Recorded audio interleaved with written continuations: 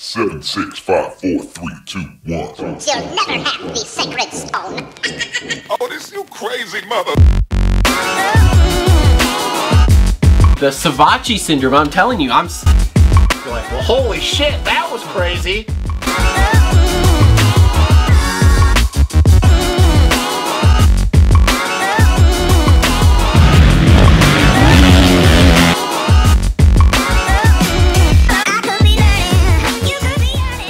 What is up, everybody? Welcome to another episode of the Moto Aftermath Show, presented by TLR Coatings and...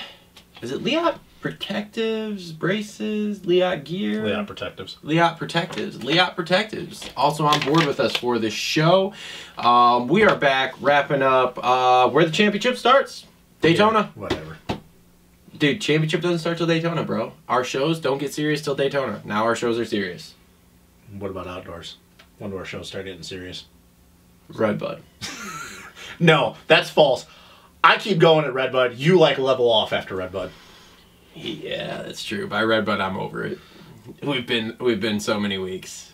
But anyway, anywho, thanks for tuning in. Make sure to follow us on all the major social media networks: Facebook, Instagram, and Twitter. Link is down here. So we're at the Moto Aftermath Show on all of those. You can follow us. Cole runs the Twitter, so if anybody's a fan of Cole, who is not in studio because he was actually at the Daytona Supercross and we were trying to get him on, but he apparently is busy this morning. So we don't have Cole with us at all. He's with us in spirit.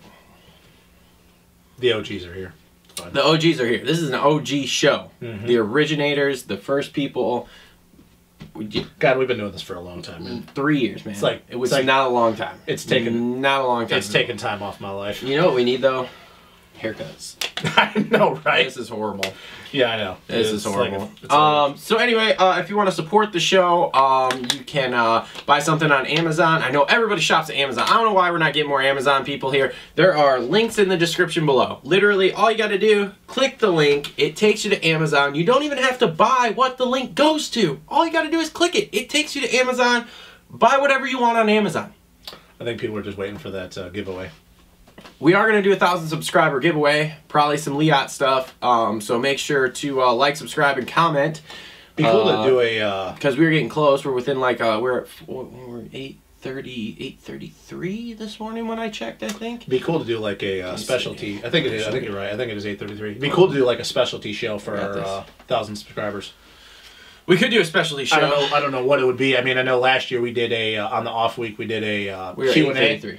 Okay. Yeah. Yep. We did a Q&A show. Yep. But that was just like for something to do. Maybe we'll do a pulp length show talking about whatever in the Supercross and motocross world. That'd be pretty cool. We've been trying to do that for a while. A 5-hour show.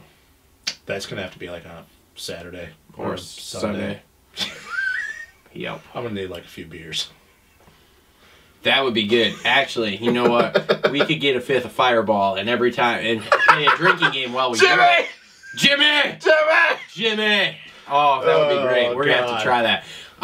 So anyway, yeah, like I said, the Amazon link's down below. Totally helps us. It doesn't cost you any extra. You just buy stuff on Amazon. We get a small slice of it. So that's awesome. And you don't even have to buy what the links are for. So just put that out there, all right? It's in all the show notes, whether you're listening to this on the podcast, you're watching on Facebook, you're watching on YouTube, whatever. It's all down there. Anyway, that helps us. Also, if you'd like to buy a t-shirt and or hoodie, shit, I have hoodies here for Ed. And I was going to hold one up to show people, but I don't have it with me. We're so organized. We are great at it. Honestly, awesome. It took us 35 minutes just to find the mount for the tripod this week because I haven't been using this tripod.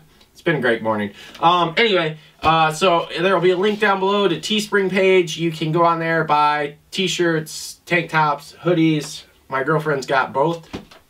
She's dedicated, man. She bought a t-shirt and a hoodie. I yelled at her for buying them because I would have bought them for her because it's my show. But she still proceeded to do it anyway. I didn't really yell at her either. It was more of a like, dude, why did you do that? I would have done that. But you felt it was necessary to backtrack on that one? You could have stood your guard. In the Me Too movement era we live in. Oh, let's not. It was better to backtrack on that one. Let's not. Anyway, also, if you just want to give us money, and we will send you something. I'm not sure what. We will send you something. Patreon link down below too. You can donate that way. I wish we could do like a meet and greet type thing, but we're not that cool. I can't afford that, man. I would do it at Indy, but I can't afford it. It'd be really cool if we could do it at an outdoor race instead of just random people coming up and be like, "Hey, we watch your show," and it's like, "Hey, whoa, that caught us off guard." Yeah, I mean, we might be able to do that at Redbud. Maybe. But we can't tell people at Redbud that we're doing that, like the actual people who own it, because they'll try to charge us like $900. Yeah, pretty much. That's what they do. I tried to get a booth for the coating company, and they wanted $900 plus I had to pay for everyone who was going to be there to get in. Still, it literally was $900 for a 10x10 square of grass there. Doesn't surprise me. For me to not sell anything other than just give out cards. Pretty much. Seems great. Anyway, Daytona. What'd you think of the track? The most Supercross style Daytona I've ever seen. I thought it was great. It was all right. I think that that's where we're at now. I think that you know, Ricky's been doing this. He said it a few times. Like, he's been doing this for 10 years now. People kind of always bitch at him and stuff just because, you know, it is Daytona. Did you like how he threw that out there?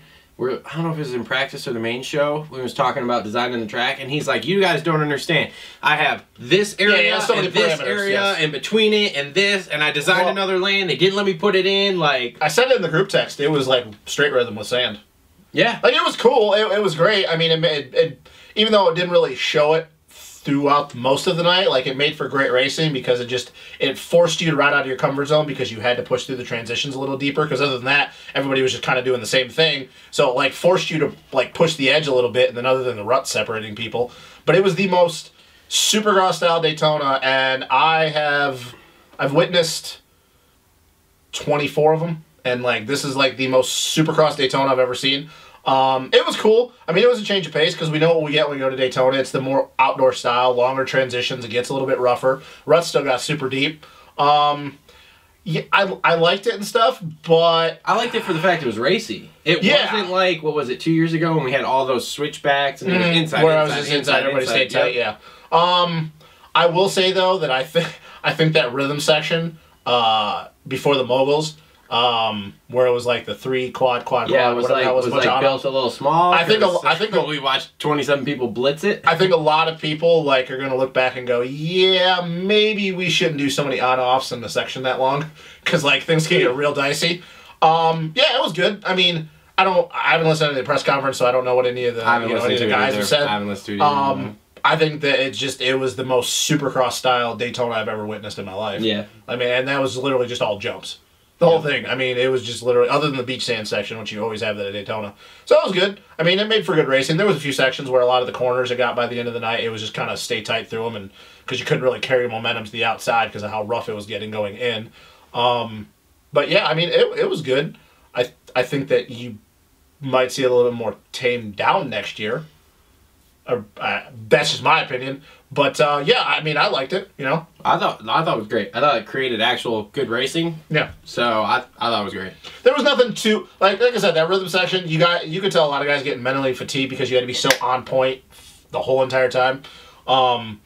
I think that there was no real separator other than that one rhythm section, and then once everybody got it dialed in after the second practice. So that was a little bit unfortunate because you kind of always go to Daytona and you always have that one section where like only 3 guys are doing. Kind of like a couple years ago when Stu was like even late in the night when Baggett and Tomac were going hitting the wall and watching it. Yep. But like there was a wall a couple years ago, like Stu was the only one jumping into the gator pit from the wall. You know, or he was the only one clipping the top of it and wheel tapping out of the gator pit. So there's like, that was unfortunate. There was no one section where like you just see 1 or 2 guys doing. But it was good. Like I said, I think it'll be a little more tamed down next year. But yeah, I liked it for the most part. Yeah, it was good. Yeah, it's great. So comment below with your thoughts on the track because we like to go back and forth. Justin doesn't comment. I do. It's okay. Cole comments. Cole does also get in there and comment. So, all right, so cool. Matt Nelson. I don't know who the fuck that guy is. All right, I don't either. Let's move on. Let's get into this 250 race. Race.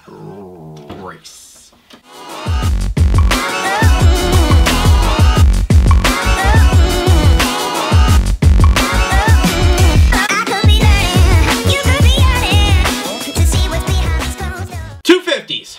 Go. What?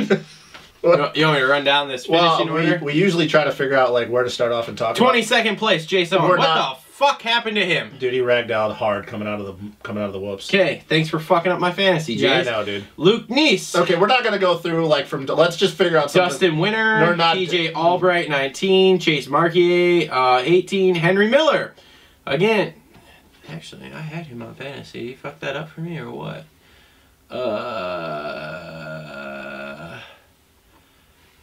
Where's my fan? This would be where you talk and fill in the blanks here. We gotta try to figure. Screw your fantasy. Instead of me just. Yeah, Jace Owen really screwed me with an 11. Anyways. Actually, Henry Miller screwed me too. He only had a 5. Dude, man, my fantasy is just so... Scored 142 points on Pulp yesterday. I don't even want to do the show anymore. I'm upset now. Okay, anyways, what are we starting off with? Okay. Seriously. Alright, let's start with Party Marty. 10th place. He kind of looks over it. Dude, like, just retire, bro. I think Mitch is probably... Just retire. I think Mitch is probably looking back going, yeah, man, should have signed A-Mart. Yeah.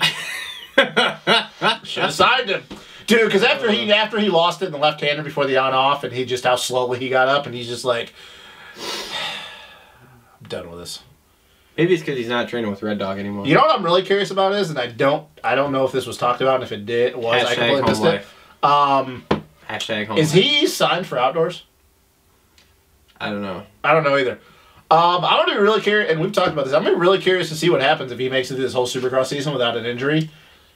And he, because, I mean, so far, you know, there's been no issues, which is a lot better than last year.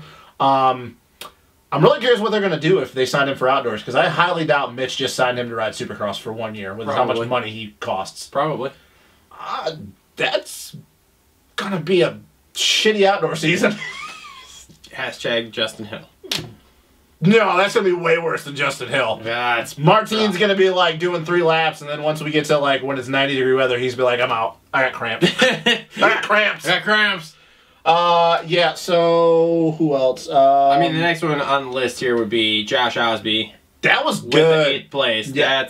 I think he just kind of gutted that out because he was struggling really bad in practice and then in the heat race. Should have picked him for fantasy. Yeah, me too. Because I was a little disappointed with Sipes. I knew that Sipes' outright speed Sipes 14 wasn't going to be there, but I figured he could just outlast people because of his endurance because he's doing a GNCC today. Mm-hmm. And yeah, he just kind of...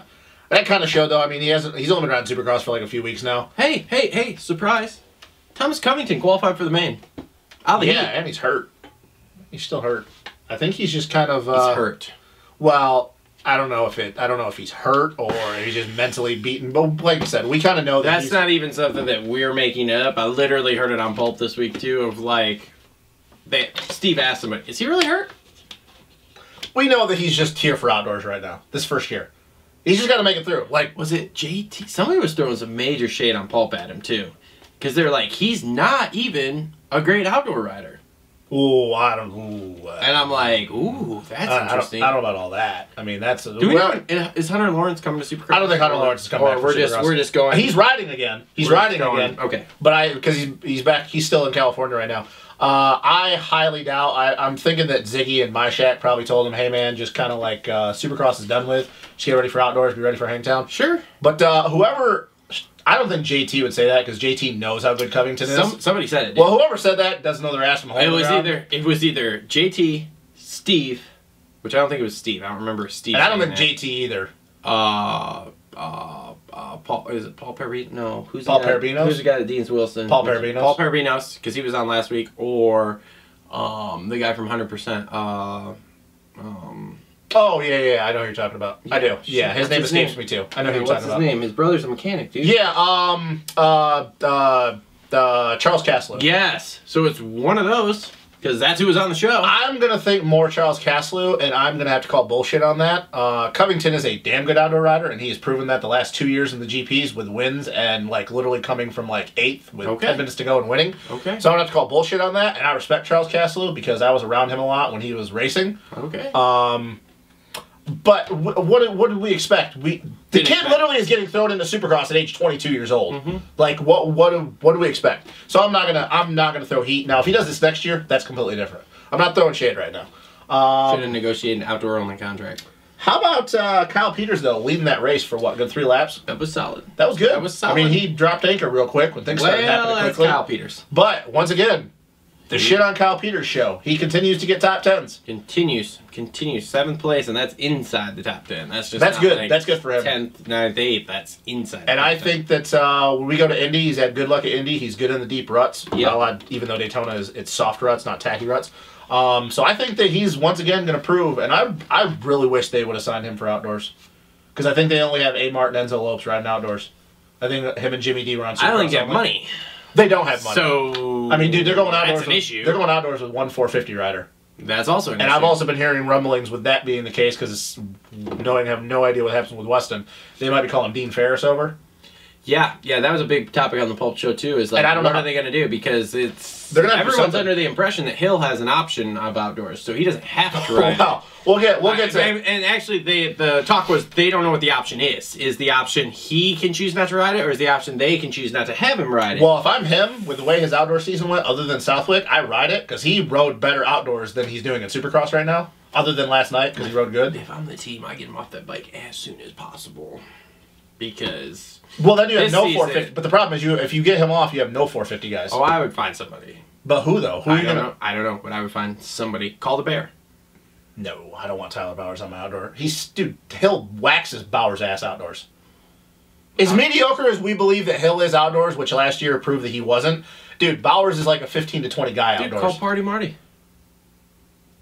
He podiumed 450 Maybe. outdoors last time he rode it, dude. I would still try to go after somebody from Australia. I'd try to go after Dean Ferris. I guess. I don't think that there's a better option. Is up and down as Hill's season been, I don't think there's a better option in the States right now if Hill doesn't ride. I guess. I think you have to go overseas to do that, and there are guys over there that have different contracts. Now, if Dean Ferris went over, that'd be a storyline, because Dean Ferris is good. Dean Ferris is damn good.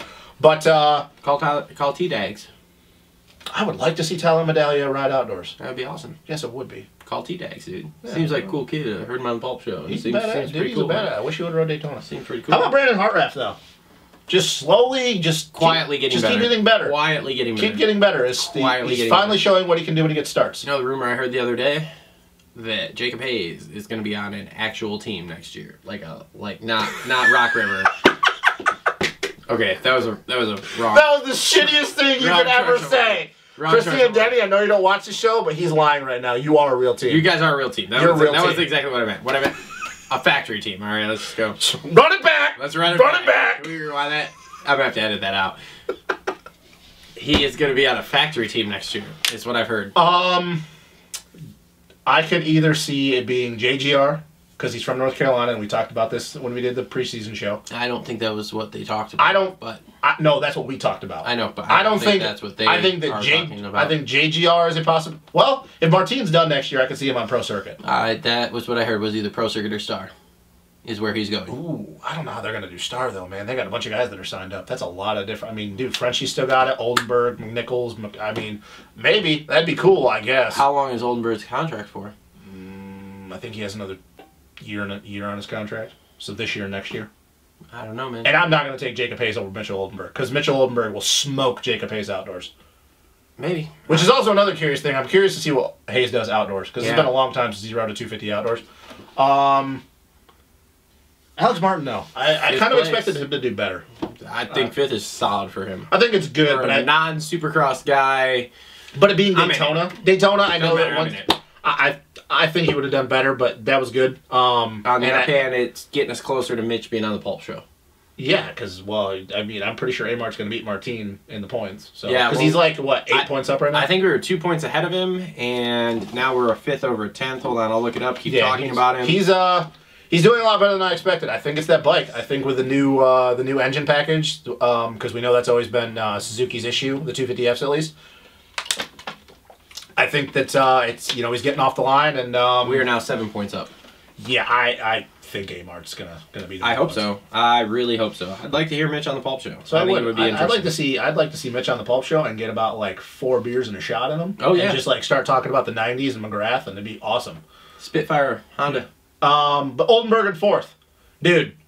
Solid. There was a time when he Super was solid by Oldenburg. when he was pushing forward past Amart, Peters, and Hartraft.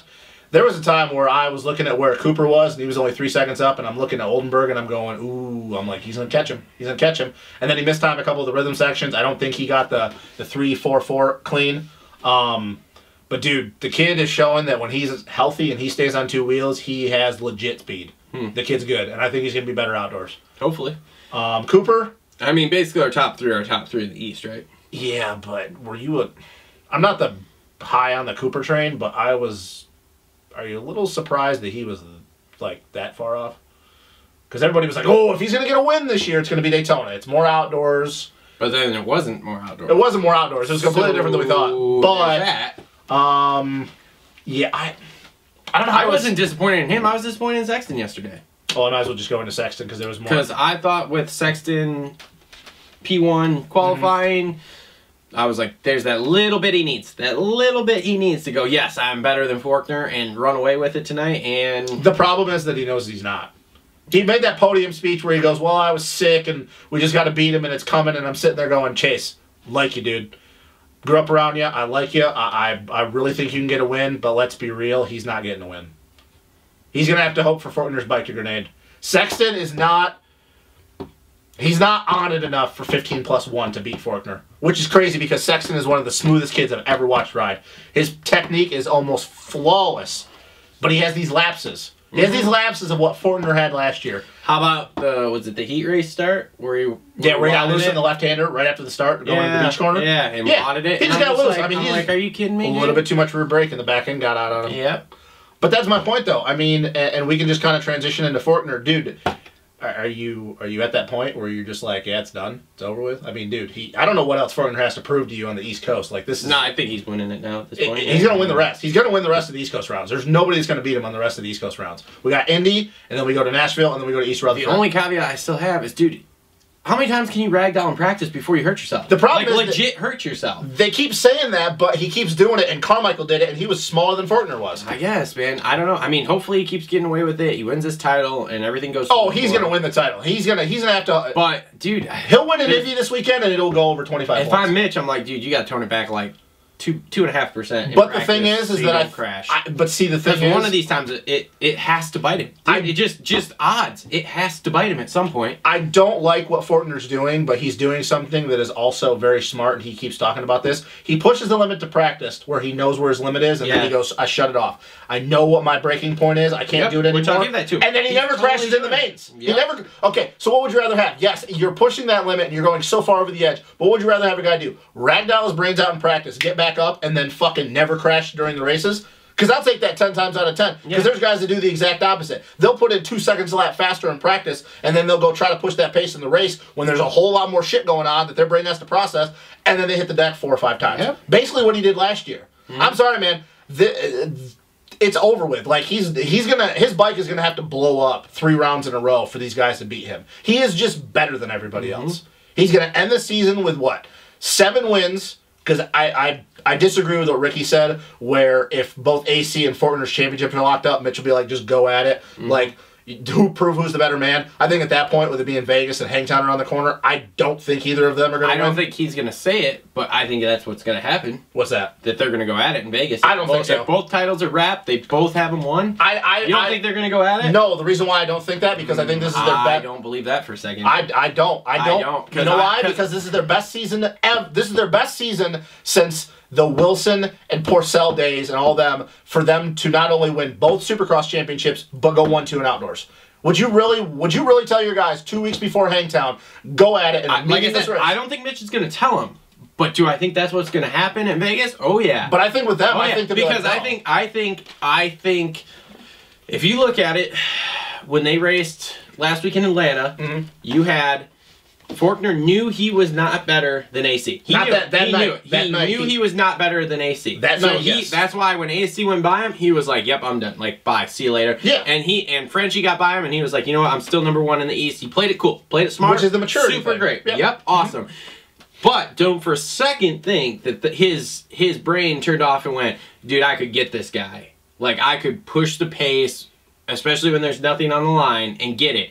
And so you go into Vegas, like I said, and you have AC's wrapped that title, and Forkner's wrapped this one. Oh yeah, I think it is. Because AC is faster than Forkner. I'm going to tell you right now, You can disagree with me all you want. AC is faster than AC is the fastest lights guy right now. Period.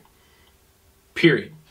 I still disagree with that. I mean, you can. But in my mind, one race he doesn't is prove the that fastest. It's not one race. He's one race fastest, against. It's one race against Forkner. Okay. So one race doesn't prove that to me. One race. Okay. Well, like on the West Coast, when they wrap both titles and we see it in Vegas, I don't think it's going to happen that way though, because it never happens that way. It's happened one time in the last 10 years, and that was 2010. What they're gonna? You don't think they're gonna both wrap the title before? No, I think they're going to, and I think this whole notion that they're going to just say, "Hey, throw it all on the line, go for it." I don't think so, because that has happened. We've thought that was going to happen Dude, we thought that was going to happen last year with Zacho and AP. And it never happened. But the titles weren't wrapped last year. Let's be real. They weren't mathematically wrapped up, but it was going to take a meltdown. Yes, which it almost did. And it almost did, because Zacho and AP were like, Zacho got caught up, AP was having issues. Yep. But we always think that's going to happen. The last time that happened was 2010 when Weimer, Porcel, Dino, and Hansen went 1, 2, 3, 4. I'll give you another example of why I think it's going to happen. AC has won the last 2 Vegas races. But he hasn't won a championship. You don't think Forkner is going to come out in Vegas and be like, watch this, dude. You've won the last 3. I don't. I'm going to show you that I'm the best. I just don't. I don't think they will let their egos with how much they've matured. I think AC is faster, and he knows he's faster, so he thinks he's got it, and I think Forkner's out to try to prove. Because in my mind, too, the way I see this going is you have AC came out of the amateur ranks, touted the next guy. He was the next whatever you want to call it, the guy. And then you have Forkner came out in a pretty similar manner, dominating everything amateur. Nothing. So, but you don't think their maturity will go against that? With them knowing that they have the best shot in years? I think their maturity goes against it for... Again, I don't think that they're going to go out to try to hurt each other, but they're going to go out and put a battle in, and if somebody gets blown off of a berm, off the top of a berm, not like blown, not like Ace, like... Forkner's taking the corner and AC just comes in and is like, boom, blows him off. But AC is going to run him off the top of the berm type deal. Yes, I think that happens in Vegas if both titles are wrapped. As long as they have done their jobs and they have won these titles for Mitch, which is what they're contracted to do, or win these titles, and they're not going out there to hurt each other where they can't ride outdoors. They're just out to literally race to see who is the best. Yeah, I think that's But they're also contracted to win outdoor titles. Yeah, but again... So what happens if one of them gets hurt? That's part of racing. See, but that's the problem, though. You're taking unnecessary risks. That's just all there is to it. I don't think either one of them is going to look at it that way. Here's what I'm... Okay, oh, man, if I hurt him, like, Mitch is going to be pissed. No. Them getting hurt because they ragged out because they're pushing past the point on a very sketchy Vegas track. Nah, I don't think that's the case. Because AC knows he can win that race, hands down, easily. I don't think... And see, Forkner's out to prove him right. I think that you think AC thinks that, but I don't think AC in the back of his head thinks that when everything is level and they're both clicking, that it's just that easy. Because let's be real. He was better than Forkner. So was Frenchie. But we also have to acknowledge the fact that Forkner was not riding his best that night either. Forkner was not on point. So I don't think... See, this is what I'll tell... But was Forkner not on point because the track and... I think it was the whoops. Or was Forkner not on point because he was... I think it was the whoops. I think AC was in his head because he had to race somebody that was faster than him. I think it was the whoops because if you look at it, that was the only place that those guys were catching him was the whoops. I think this is what I'll tell you then. If I'm going to go along with your thought that that's going to happen, then I will tell you this. I think that Forkner wins that because I think in the back of AC's mind he'll go, nothing. I don't need to do this, man. I'm older than you. I get it now. I understand this point. I think that if he's looking at Forkner and Forkner is really trying to prove something, I think it'll be the same thing as it was in Atlanta. I think AC will sit back and go, dude, we got an outdoor title that we can go 1-2 in. I'll let you go and I'll let you have it. We don't need to prove anything. If it means that much to you to prove that you're faster than me, then I'll let you go win it. I guess. I think that these two have matured enough to realize that a pointless ego, my balls are bigger than yours contest at a race in Vegas where you've already wrapped the championship up, knowing that Hangtown is 2 weeks. Because like I said, what happens in both of them? Because so what happens in outdoors then? Oh, outdoors? I think they both get their shit tossed. I think that everybody thinks that they're... Okay. I think they get their shit tossed. I think that Hunter Lawrence and Frenchie smoke them. Okay. I think that they are leaps and bounds better than everybody else in Supercross. And like I told you in the last show, that I think Frenchie is the only one that could be AC. Because I don't know what's happened to McElrath and Nichols. Okay. But outdoors, and then we'll get into that when we do our preview show, I think that they are two of the guys to be looked at. But outdoors, I don't think they have what it takes to win championships outdoors. I don't think that they can do it for 12 rounds. Fair. But I wish you were right. I wish that I could believe we will get that battle, but it never works out that way. It never happens. Doesn't. Somebody will get a shit started. Exactly, and we'll never get to see it. So that's why I don't build it up. But it would be cool. It would be awesome. I would love to see it because then we could finally set up who's better, East or West. Yep. But it never works out that way. Yeah. And hell, it didn't even happen that way in 17 when Zacho had his issues and and so I wish. But like I said, I think that Forkner wins the next 3, and I don't think anybody's close. I like Chase a lot. I wish I could say he'd get a win. But at this point, if I'm in his camp, I'm thinking, well, we still have outdoors. Yep. Because, dude, he's just not better than Forkner. He's not on his level. Yep. So. Okay. That's enough 250. We've gone long enough. Let's move on.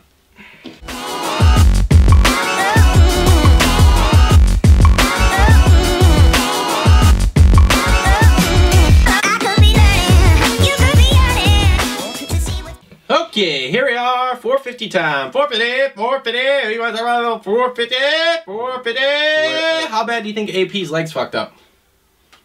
That wasn't good. I couldn't watch it. I think he either broke his ankle or broke his foot. You like how he jumped up, took 2 steps, and was like, fuck, fuck, fuck, fuck. Dude. Laid there, took his boot off, like in the air. Get over here! Get over here! I don't know what's gonna happen with him, man. Because if he broke his foot or his ankle, and nobody really has any idea what's going on with Barsha's concussion, like I don't know. What does Yamaha do at this point? I mean, you're going into the 11th round, and you don't have 2 guys.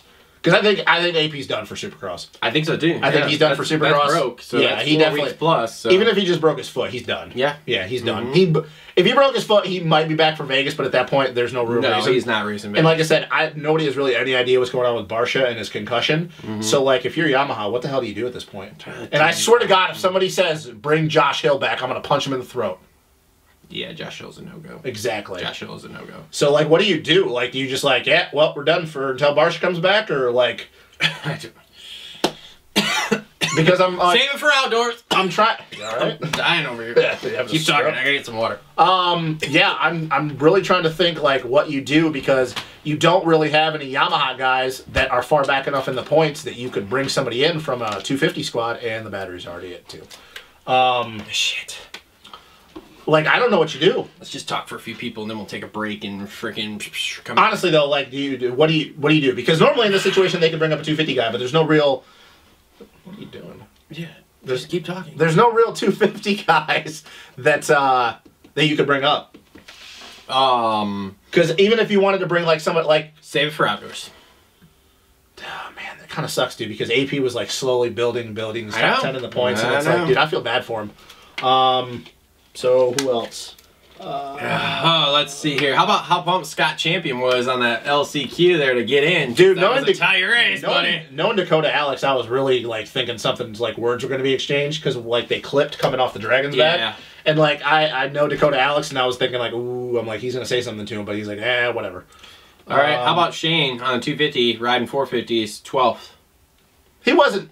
He was acceptable to me. Yeah, he was riding good. He wasn't trying hard. I mean, you know, he was just doing it. TLD needed a guy out there. I didn't realize everyone else for TLD in the East was hurt. So dude, okay, and when they go back to West, Cantrell might not even be there. Like so, like you got Shane McElrath, Jordan's done for the season. Like, I don't think he's coming back. Falk is supposed to be coming back in Indy. Cantrell, I don't think will be back for Seattle. So, like, dude, you got McElrath right now, and that's it. Yep. And that's why they needed just a bike out there. Just a bike. It didn't matter if it was in the 250 or 450 class. They needed a bike. We need a reason to take the semi to the goddamn race. Exactly. That's all there is to it. Pretty much what it was. So, you know, respectable. Because like I said, the comment Ricky made about like, oh, I wish more teams would do this. I wish I would have done this because now when you go to the 450s, like you have a feel for how hectic it is. I was actually surprised though that they didn't ride a 350. Yeah, but they let's be real. Budgets. Maybe I know they call KTM. They get one. Dean Wilson. Did you watch that video of him jumping Dan Blazarian's pool? No. I saw the thumbnail, but I'm like, I don't really give a shit about that. I haven't either. Who else? Chad still in the top 10. I mean, I don't know what to think about Chad anymore at this point. Think Chad rides next year? I'll ask you that. Let's go with that question. You think Chad rides next year? Yes, because all of his interviews that he keeps saying he will keep riding until the moment that people stop paying him to ride is when he'll. Who's going to pay him? Well, JGR is going to. You think he's going to stay there? Yeah, I think they're going to keep him. Who else is going to pay? No one else is going to pay him. That's but JGR isn't going to pay. Well, I don't know if you heard the review show them talking about like J-Bone told Steve that they're done paying big contracts. So like all of his money is paid from like his personal sponsors. I think JGR pays him again, and then they just like, hey man, you're gonna be 38. Like after your next contract, like we're done. We just can't do this anymore. Like he's still getting top 10s. He's still the biggest name in sport in moto. You know, like let's be real. Like why wouldn't you? You can still market the hell out of him. Yeah. Okay, so Justin Brayton follows up a win with a 9th bum ass ankle. With a bum ankle. Like that thing is bum. Yes. I did not know it was that bad. No. Like his shit's swelling. He couldn't get the boot off and like all that crap. So. And Kenny in 8th. Dude, that was just a product of how that section flowed. It was bound to happen to somebody, and it just happened to happen to Kenny. Like Kenny and Seeley got stacked up. You know, he made his way through. I think, even though the heat race said otherwise, I think that he would have been the one guy, had he got a start, that he could have latched on the back of Eli and paced him. I don't know if he would have beat him, but like he looked good, real good all day. The bike looked good. You could tell he was clicking with the track. But now he's 2 points back. And like I told you before we started filming, now this whole, I'm going to podium, I'm Blake conservative. Now 7 rounds to go, and he's back at 4th now. He's got to go out and win. Yep. He's got to go out and win. There's no ifs, ands, or buts. Like, he's got to go out and win now. Like, there's no, I'm going to play it back. Which, I don't know if that scares me or that makes me happy. Like, I'm excited. We'll see what he's like. Yeah, I don't know. I don't know if Kenny having to push the pace again out of his comfort zone to win is, like... I don't know. I don't think he's going to ragdoll or anything, but like it makes me nervous. It really makes me nervous on that. Like, is he going to push the limit and he's going to have that 1 laps again, or is he just not going to have it? Which, like I told you guys, I think that last weekend was where we're at with Kenny when he's not feeling it. He's just going to settle in and take the points. Yep. He's been hurt 2 years in a row now. But yeah, I mean, he made it back to 8th. He salvaged it. It could have been a lot worse, and he could have been 24, 5 points down. So he's 21. He's 2 back of Marvin Eli in 3rd and 2nd. But I think he's good at Indy. He's won Indy before. He had that crazy battle in 16 with Dungey where they went back and forth the whole main. Yep. Yeah, I think he's gonna be good this weekend. I'll just say that. So I hope so. I need a Kenny win. Did you hear the comment that Ricky made on the broadcast about his dad told him that it's all in Ricky's head? Or I'm sorry, it's all in Kenny's head. Yeah. It might be. I don't know. How about Hill though? Who would have called the best race of the year for Hill being a Daytona of all places? I can't talk about this guy. You have to talk about it. Over Hill. He got 7th. It was his best one, and he got it at Daytona of all places. Like, no. Justin Brayton won Daytona. I mean, I don't know. Yeah, but still, though, like, Hill's season has been terrible. And then the one race that he does good at is Daytona of all places. That would have been like last year outdoors. You'd be like, he get an 8th and 9th, and then he goes and gets 2nd at Southwick. Like... I don't get it with this dude. I just don't get it. And you know what's funny is, we always talk about, his cardio shit. He doesn't train. And then he goes to the gnarliest Supercross race of the year and he gets 7th. So, like... Blind squirrel finds a nut every once in a while, man. You know what? The Brayton thing, that was one thing. Like, Brayton's proved he's had the speed to win before. Yeah. Hell, he had won a Triple Crown main before that in Atlanta. But I don't know. I don't know with Hill. Like, I don't understand this kid. Like, we talk about Eli's mental struggles. I don't know. I think Hill is another dude where it's just all in his head. Yep. I don't know. I've never seen a person in my life that can go out and get pole week after week after week or get top 3 in qualifying, and then the best he can muster up is a 9th. Like, that's just, even dudes that don't have good cardio can get a start and sprint their way to a podium. Can sprint and then just hit the wall 15 minutes in and just have just enough to get a podium. But this dude, like, I don't get it with him. I don't. I really don't. He just wants to get paid to ride his dirt bike. Fine. Like, go do fucking videos in the hills with your brother then. You think that's what you would do because you could do whatever you wanted whenever you wanted. But I don't think this is the last good race we see out of Hill this year. I think they'll have a couple good. I think they'll have a couple more that are pretty good. Probably Seattle too, like, depending on if it's not a complete shit show mudfest. It's going to be. Well, I hope not. It's the week after next. It's way too early. So we'll see. I don't think this is the last top 10 he gets this year. He rode good. It just impressed me that of all the places it was going to be Daytona. So that was impressive to me. You see who's next. Yeah, did you see who's ahead of him? You see who's next. Did you see who was ahead of him? Dude, I'm going to take every little victory I can get. Number 1, we just got a 6th place finish at the gnarliest one. Yep. And he was in the top 5 qualifying all day long. What did he end up qualifying? I don't remember. Good. We're going to take a little break. We're going to come back with Zach Osborne. Okay. Zach Train. Yeah, I don't know where he qualified. I'm pretty sure he qualified 6th. Did he get 6th in that heat race, and then he got 6th in the main? Maybe. Dude, whatever it takes to get the title, man. He's not getting the title. Maybe we cut a deal with the devil to get the title. Maybe, yeah, whatever, dude. No, he rode good. He rode good. I mean, he hit the deck again in the heat race. And you're going to point out who was just ahead of him, Joey Savacci. But hey, look at this. What? 2 seconds back. Yeah, he also... I'm going to pull every little win we can out of this. We were only 2 seconds behind a guy that has raced every single round, and this is our... Well, he's... Fourth? Fifth? Fourth. Fourth? No, he hasn't raced every single round. Okay, so he knocked himself out. Yeah, he knocked himself out in Phoenix. Sorry. And then his bike... My bad. And then his bike he knocked himself out of one round in the main. And then his bike grenaded in Oakland. No, it was in the heat race. Okay, Then his bike grenaded in the... And then his bike we have literally been at 450 Supercross. Yeah, but we also said that... And we've gone from not finishing to 2 seconds behind in 4 rounds. But we also said that if his best race was going to be anywhere in Supercross, it was going to be a Daytona too. Maybe this week at Indy we'll get him. I don't what are you know going to say when we start beating him? He's not going to have... I mean, well, of course, dude, it's not like he's never going to beat Savacci again. Like, let's be real. He's not like he's never going to beat Savacci again. Like, nobody's that dumb. So he's going to beat Joey again. If he's beating Joey, and Joey is a top 5 guy, then that means Zacho's a top 5 guy. Think about what you just said. Because if he beats... What happens if he beats Joey and it's an 8th? It's not technically a top 5 until you get a top 5. You have to get a top 5 to be a top 5 guy, and he's not a top 5 guy yet. What if we beat one race? Now, if he beats Joey and it's for 5th, then fine. You could say for that moment he's top 5. But if he beats Joey and it's an 8th, it's not a top 5. I love this conversation because you get so riled up, face gets red. People are like, "Yo, you need to calm him down." The reason why I get riled up about it is because it's one race. It's at Daytona. What happens if we go to Indy and Joey gets 7th and Zacho gets 11th? I mean, like, is your tone... That's no surprise to where we've been here. Yeah, exactly. So like, I think Joey gets 5th and we beat him and get a 4th. Unfortunately, as much as I hate to say it, I think right now the only reason even Joey and Zacho went 5 and 6 is because Kenny went down. If Kenny doesn't go down, Joey doesn't. That's probably then we're rolling. Then we're 6 and 7. So that's the problem. That's the problem is that like I don't think that's gonna happen too much more. Like, but you go next week, Baggett's not 4th next week. I'll lay money Baggett's not in the top 5 next week. Probably not at Indy, depending on if the I'll lay money he is in the top 5. If the dirt is consistent with what Indy's been for like the last 5 years, then no. Now if it ends up like being like Detroit, where it's just rutted in the turns and hard everywhere else, that's completely different. But we know what happens when we go to Indy. That shit is ruts from the super deep. Yeah, exiting corners all the way through crazy.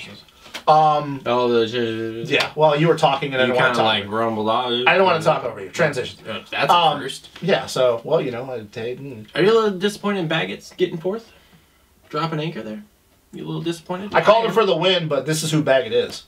Baggett, when you least expect it, will go out and win. When you're expecting him to win, he goes out and gets 4th.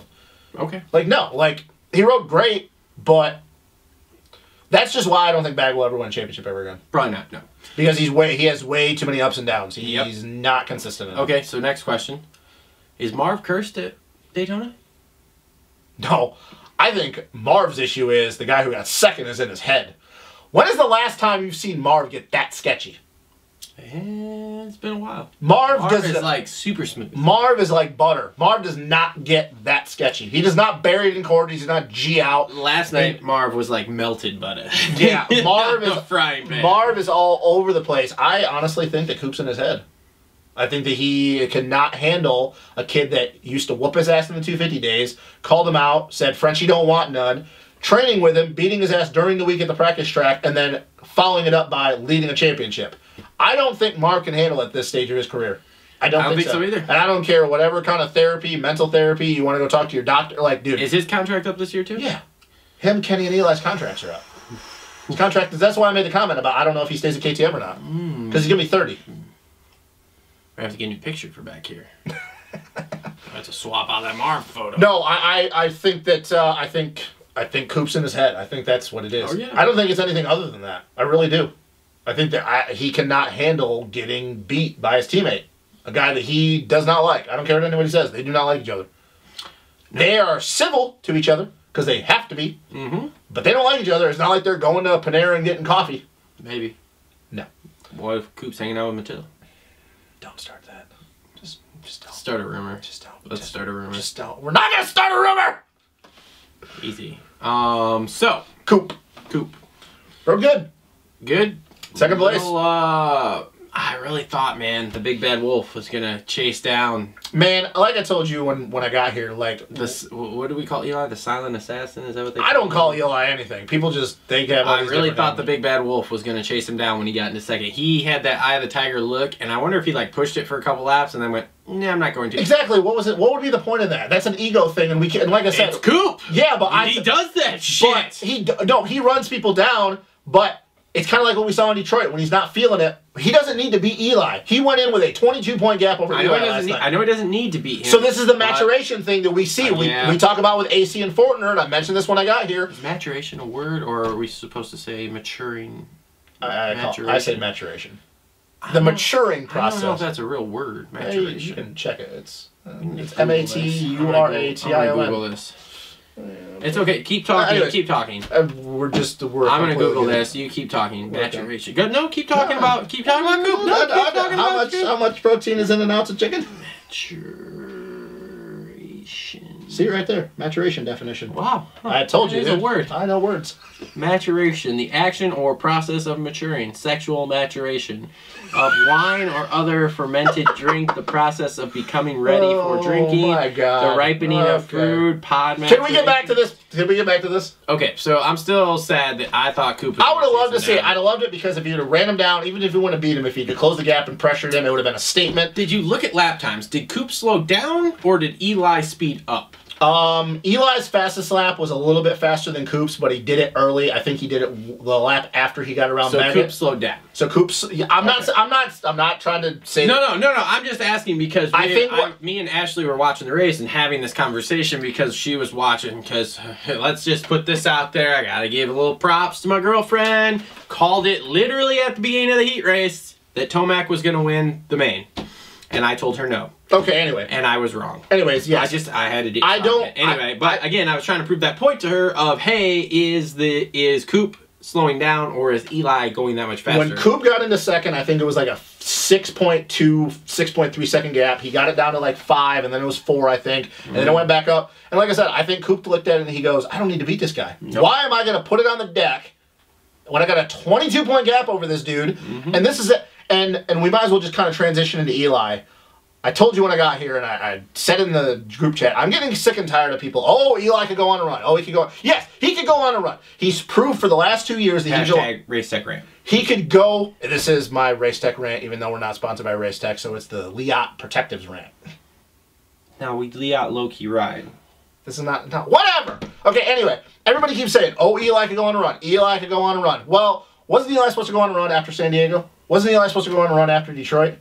I'm not going to open my mouth and argue with you. You go ahead and just rant, right? So, like, I'm getting sick and tired of this. Yes, Eli could go on a run. He proved in 17 and 18. But the problem is that the last 2 years, I'm pretty sure by round 10, Eli already had, what, 6 wins, 5 wins? So through 10 rounds, he has 3 wins. He could go, yes, he could go get 3 or 4. But the problem is that he has to win the next 7, and Coop has proven that on his bad nights, second is where he's at. And I think that if he won the next 7 and Coop got second, I think he would win the championship by 2 points. So let me ask you this question. Oh boy. What's more likely? Eli winning the next 7 races with no bad shit happening to him, or Coop doing just enough to get second and winning 1 race? What's more likely at this point? I will go with the latter. Exactly. And it's not to shit on Eli's performance. He rode great. Everybody knows how good a Daytona is, even though this was not the normal track that Eli is good at. But everybody keeps, oh, Eli could go on a run. Eli could go on a run. I'm sorry, we heard that after the last 2 wins and it never happened. And Coop has proven that on his bad nights, it's a 2nd place. Eli's proven on his bad nights, it's a 6th and a 7th. Yep. So if you're going to sit there and tell me, because this was another thing that I kept saying, oh, Coop can't beat Eli when Eli's in beast mode. Which we got to come up with a different name for that than beast mode, because that's starting to get way overused. It's not even fun to say it anymore. He can't beat him when he's... What? No, go ahead. No, I was just going to say, he can't beat Eli when he's in beast mode. Fine, you know what? If I'm in the Coop camp, I'm saying, you know what, that's great. Because guess what? How often is Eli in beast mode anymore? 5% of the time? Yeah. When Eli's at 95%, Coop can beat him. So if I'm Coop and I'm Kenny and I'm Marv, who are still trying to battle Eli for this championship, even though we think they're out of it, but mathematically they're not, yeah, fine, we can't beat Eli when he's at 100%. That's great. But the problem is that Eli's only at 100% 5% of the time. When he's at 95% or 90%, we can beat him. So that's the question I'll beg to anybody, and if you guys want to answer it in the comments, what is more likely? Eli going on a 7-win streak, which that's not even RC, MC, Stu type shit. Like, RC never went on a 7 race win streak as far as I know. He did outdoors a million different times. Stu, I think the most he ever had was 6. MC had some really good ones. But, like, what's more likely? Eli winning out or Coop getting second the rest of the year and doing just enough to get a 1 win? Because that's all it takes. If Coop gets second the rest of the year and just wins 1, it's over with. It doesn't matter what Eli does. Yep. So like I said, answer the question if you want, or in the comments, what's more likely on that one? Because I'm sorry, I'm going to take the chance that Coop's going to get second and just win 1 more of these than Eli winning 7 straight races. We should call Weege right now and talk about this, because Weege loves to talk about this kind of shit. And also, we know what happened in Indy last year with Eli. That was the race that he was behind Marv, and Marv dropped him, and then Eli ragged out his brains out and sat on a tough block for like a lap. Oh, yeah, that's right. So we're going to a track that Eli is not good at. Not saying he can't win it, because anybody can win anything, but I'm getting sick and tired because every time somebody says, oh, Eli can go on a run, Eli can go on a run, doesn't it feel like it's almost diminishing what these other guys have done this year? A little bit, yeah, but I'm still with Coop's winning the title. Yeah, so am I. I'm all The only way I will say that Coop, it's going to become an issue is if we get to round 15 before we go to the break and it's within 5 points. Yeah. But that point, that means a complete meltdown has happened by Coop, which I don't see happening, or he's had a bike issue. Because like I said, Coop has proven on his bad nights, second is his bad night. Yep. I'm going to take that all day long. Yep. Hell, Ricky would have took that all day long. Ricky could go out and win 4 races in a row, and then his bad night was a 10th. Yep. Stu, we know what Stu did. RV even. Coop's bad night's in second place. I'm going to take that all day long. Yep. So... Well, up until this point, Kenny was the only one to finish in the top 5 every single round. Exactly. And now here we are. He has a 8th. So, like I said, yes, I'm not saying Eli can't go on a run. Of course he can. But our next 4 races are Indy, which is super tacky and super soft. Seattle, which may be a mud race, may not be, super soft. And then we go to Houston, Triple Crown, which... I don't know how you want to look at it. You can say that plays into Eli's favor. I think Eli's going to win that one, but maybe not. I don't know. Well, I also think it depends on what the track looks like. Because if it's Blue Groove, it's up and down. And then we go to Nashville, which we have no idea what Nashville's going to be like. Yeah. Nashville, there's either going to be snow on the ground or that's going to be a mud or 2. So, yeah, I don't know. I'm not saying Eli can't go on a run. Of course he can. But 7 in a row, guys, that's like all-time hero status. We're going to go from getting 3 wins through 10 rounds, and then we're going to just jump to 10 for the next 7. Like, come on. If you'd have told me he was going to win 10 throughout the year, of course, because he won 9 and 8 the last 2 years. But you're just going to go from winning 3 the first 10 rounds, and then all of a sudden you're going to figure out how to win 7 in a row? Like, dude, I don't see it. Even as much as I want to see it, I don't see it. And are you only saying that because you would like to see the points be a close points race? Yeah, it'd be awesome. Because at that point, like, that's what I'm saying. Then we can see bunching again. Yeah, and we can hear Mathis, like, pitch a bitch. But what happens if we go to Indy and it's just business as usual and Coop goes out and wins again and Eli gets 4th? And then we're back to 20. Are we just going to say that, like, Eli can go on this run every time he wins? Because, like, it feels like people are just grasping at straws at this point. A little bit, because, yeah, like you said, he's won 2 other ones this year, and it's been the same thing. He's going to go on a run. And one was a mud race, and one was a Triple Crown. Yep. Not taking anything away from it. But, so let's see. Eli's 3 wins this year. A complete shit show mud race. Yep. A Triple Crown. Yep. And Daytona. Yep. What does that kind of tell you about how Eli's year's going? Not great. Not if you just told me Eli won Minneapolis? Not great, Lois. Not great. So, I don't know. I'm not trying to talk bad about Eli. Eli rode great. He did what he had to do. He has to keep sugarcoat it. Yes, you are. Well, I think I'm only talking about this because I'm getting sick and tired of people acting like, well, oh, Eli could do that. I think you should get off the internet for a while. Oh, dude, I think you need a break. I think you need a break off Vital. Honestly, I don't know. You need to get off Vital. I don't really get on the internet that much. You need to get off Vital and just like hang out and just watch the race and enjoy it. Oh, dude, I don't get on Vital during the races. That's like you'll just get sucked down. Just gotta get off. Just get sucked down there. Anyways, so Indy, and then we have a couple. All right, so Leatt low key ride for the 450. Yep. Oh man, you know what? I'll give it to your boy. I'll give it to your boy Zacho. With the Leatt low key? Yeah. Oh. Fair.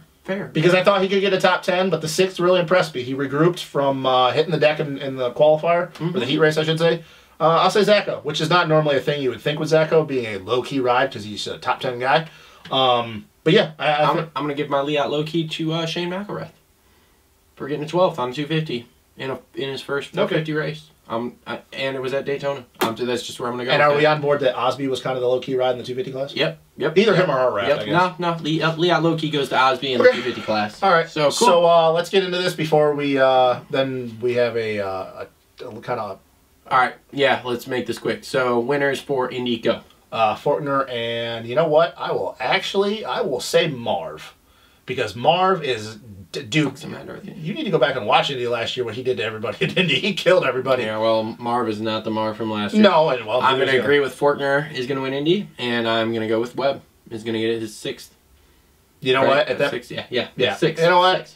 At this point, I can just call Coop for the rest of the year, and it wouldn't surprise me if he just wins. Nope. Not wins every one of them, but like just to make it different. Yep. I'll call Marv. So okay. All right. So let's get into this. Hold on before we get into this. 4 minutes, brah. Before we get into this, I got something to say. Oh boy. Did you hear the rumor that if Tickle, because he was on the show yesterday and listened to it, he has his next court date coming up this week. I think it's Tuesday, and if it goes in his favor, did you hear the rumor that he might run a 250 outdoors? I did hear that, yes. Yeah, what do you think about that? You're a Tickle guy, or are you not a Tickle guy anymore? I still like Brock, but I don't know about that ride at 250. Who's he going to ride for? Who's the rumor he's going to ride for? Nobody knows. They just, because I didn't hear a team. I honestly think it's kind of doing it his own. Brock's kind of a big guy. Brock's kind of a big dude to be on a 250F. Why would you not just buy a 450 and go 450 racing? I don't understand it. There's more money. I don't know why he just doesn't go to Canada. Yeah, I would do that too. I mean, dude, there's other ways. There's tons of ways. Okay, so if this is definitely a hypothetical, if that is the case, which we have no idea, it's just rumors and shit like that. If he goes around to 250 outdoors, what do you think his best finish is? Because man, he is a big dude to be on a 250F. And I say big dude because he's a big dude and he's older. 10th. Like the best moto finish, or that's just. Yeah. Because I don't think he has the money to put into a bike to get starts. No. No, he's gonna have to work his way through it. And I'm going to say 10th. It would be interesting, though, to see Brock, former 250 West Coast champion, to see him ride a 250 again. But yeah, I don't know if that's a good idea. Dude, I don't know if it is either. Like, why would you not just get 450, slap an exhaust, and fucking tune on it, and I know. Yeah, I don't know. Race. When I heard that rumor, I was like, really? I was like, he's got to have a relationship with Mitch still and get his suspension done, you would think. Yeah, but I don't see him being on a Cowie, though, because he rides KTMs. Doesn't matter. You can get your suspension No. What I'm saying is that he rides KTMs, and Pro Circuit obviously doesn't do WP stuff. Yeah, WP is better. So, like, I don't know. I just heard that rumor. Yeah, but he's got to have a relationship with Red Bull KTM still, too, so you would think that he would be able to get suspension done from them. You would hope so. So, all right, let's get into the big rumor. Okay. So Jeffrey Hurlings, I guarantee everybody that watches this show has heard this rumor. Got 2 minutes. What? Oh, we don't have 2 minutes. He goes to get his next checkup tomorrow. To not even get his cast off, to get a smaller cast put on. And the next GP round is at Matterley Basin on the 24th of March. If he misses that second round, he'll be going into the third round with a possible 100-point deficit between him and Cairoli. And Hurlings is the shit. But being 100 points down on somebody is almost literally impossible to come back from. JT said 150 was his cutoff point. Yeah, so that would be he would miss Matterley and then he would miss Valkenswaard. Yes. Which, if he still has a cast on in 2 weeks, he's missing Matterley and Valkenswaard. Because Valkenswaard's the week after Matterley. Oh, okay. So at 150 points, because we all have to assume that Cairoli's going to go 4 for 4 and Moto wins the next 2 rounds. That's what you would assume. Did you catch Argentina? I did not. With the way he rode at Argentina, he went 1-1. Yeah, So, what do you think about that? Hurling's coming over here. I think it's pretty, from what I've heard, because everybody's talking about it. Payne and GL. Everybody's talking about it. From what I've heard, he has some pretty big personal sponsors that are pushing for that if he cannot win the title. Because he would have no shot. At 150 points, it's impossible. You can't do it. You cannot do it. Hilarious. So you didn't listen to Paul. So they went and figured it out. He scored out of a possible 1,000 points last year in the GPs, 900 and did he score 70 something? Yeah, dude, because he only 950 something out of a possible 1,000. Yeah, because he only and missed 1 round. Yeah, he missed a round and he only lost 4 motos. The funny thing is, Cairoli scored 9 something too, and got beat by him. And missed a round also, so it's like, but again, yeah. Once you like I said, if he still has a cast on 2 weeks from now, he misses Matterley, he misses Valkenswaard. We assume Cairoli goes 1-1 in all of these. As much as I'd like to see Geyser win it, I don't think it's happening. So that means you're 150 points down. You got nothing to win at that point. I know he wants to go for the streak, but dude, he's still young enough where he can go beat Everett's record. He's got enough years left.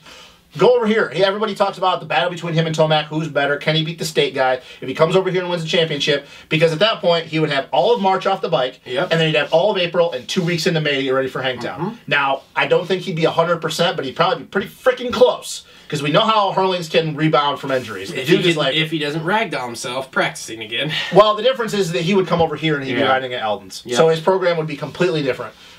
I'm just going to tell you this right now, and if it comes out that he's not going to, this really doesn't matter. But will also be great if it comes out and he does, because I think we're going to find out this month if he's coming to the States or not. I really think by the end of this month, we're going to have an answer. Like I said, I've heard he's got some pretty big personal sponsors that want him over here. He's got like Kenny-style sponsors over there. I don't know what they are. I don't know either. But he's got a lot of people that like, there's a lot of money behind that guy. So I'll just tell you this right now, that if we find out that word is he's coming here to the States, dude, I'll just call it. It's a wrap. It's over with. I don't see anybody beating him. I know. To be real honest. As much as I want to say it, but because me and Matt had this conversation. If you look at it, if you look at all the because there's 2 new ones, WW Ranch and then Paula or Fox Race or whatever you want to call it. If you want to just put it into context, the 12 rounds that we have, if you want to give a favorite, there's 2 tracks that favor Tomac: Hangtown and Washougal. Other than that, you can literally look at the next 10 or the next 9 or whatever and be like, yeah, no, it favors Hurlings. I'll just say it, like, everybody's like, oh, no great parity, this and that. No, I think it's going to be the complete opposite. You think 24 no? No, because I don't think Hurlings can beat Tomac at Hangtown. Interesting. I think he can go 22-2. Wow. I don't think he can beat him at Hangtown. 22-2. Oh, okay. But everywhere else, like, dude, let's be real. Are you gonna favor Tomac when we go to Unadilla over Hurlings? No. Are you gonna favor him when we go to Southwick? When we go to Millville? Like, no. You ain't going to favor him when you go to Crawfordsville or Redbud, because we've already seen that show.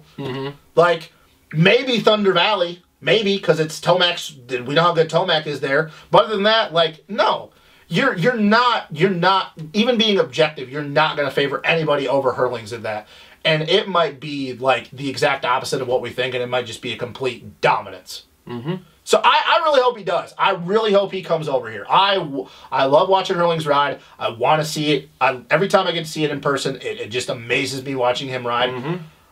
But I don't think it's going to be great for our series, because if he comes over here and dominates, it's going to be like, well, that's the fucking nail in the coffin of American motocross. For right now. Yeah. Like, it just is. So. But again, too, okay, so I heard this also as an argument point. Cooper Webb's on it now. And Cooper Webb is the only guy on a 250 that ever really chased down and beat Hurlings. I know it was a man-made track in Charlotte. And Hurlings had just revved up the championship. But he still is the only guy to do it, and he's got the confidence going right now, especially if he comes off winning this Supercross title. I love Cooper, and I think that if Hurlings doesn't come over, I think he poses a real threat to Eli for the outdoor championship. But we also know that doing it on a 250F and then doing it on a 450 are 2 different things. They are 2 different things. And I've watched Hurlings. I will give you that. And that's the thing. I would love to say, yes, Cooper, the confidence, getting back to form, being on a good program, he could beat Hurlings. But, man, I've watched her. We've all watched. Interesting, too, because if Hurlings comes over and he's training with Alden, then him and Cooper training together. I think that they'll be training together, but I don't think there'll be a lot of words exchanged. But also, people have said that Coop and Hurlings are fine now. So I don't know how maybe. I don't know how real that is. But the thing is that I've watched Hurlings do, and we've all seen it, him do things on a 450 that Coop couldn't even imagine. Yeah. So as much as I'd love to say it, but you don't think if they're down there riding together, you don't think Coop picks up on some of that? I think he picks up on it, and I think he picks up on a little bit of the technique. I think Coop's a pretty smart guy in that aspect. But the problem is that I think that for a midget, he's pretty smart. I think the limits that Coop would have to push himself to do what Hurlings does for 35 minutes, I think it would work against him. Because I don't think Coop is a big enough guy to do the shit that Hurlings does for 35 minutes. Maybe. I don't know. So it'd be interesting. We'll see. But I think we find out at the end of this month. Oh, if we find out. And if I'd like to know. And dude, if we do, if we find out, if Racer X drops that press release, Hurlings to America, in parentheses, not a joke, the internet's going to explode. Absolutely. It's going to explode. Absolutely. Oh my God, dude. We'll have to try to go to like 6 rounds. You can. I'll watch on TV, man. I told you. You go outdoors. I like the indoors. I'll go to every Supercross round. You go the outdoors. Okay. All right. So this has been another episode of the Moto Aftermath Show presented by TLR Coatings Also back here. And Leatt Protectives. Cole wasn't on today. He's down in Daytona doing whatever stuff Cole does in Daytona. Fishing. I don't know if he fishes. That's what he said he was doing. I don't know, whatever. Anyway, so yeah, don't forget to like, subscribe, comment. Again, 1,000 subscriber giveaway. Once we get there, we got about another 170. So make sure to share this. Your friends, get them to subscribe. Make a fake account and subscribe. We really don't care. Anyway, there's links down below to support us. Patreon, Teespring, buy stuff on Amazon. Follow us on all the major social media networks. We will be back next week with the Indie Show, which we need to talk about when we're filming that because I'm not coming back right away on Sunday. But anyway, I will be at Indy, so if anybody sees me, feel free to stop me, say hi. I will be walking around down there. I'll be in and out of the pits everywhere. So yeah, do that. And all right, cool. We'll see you next week. Thanks for watching.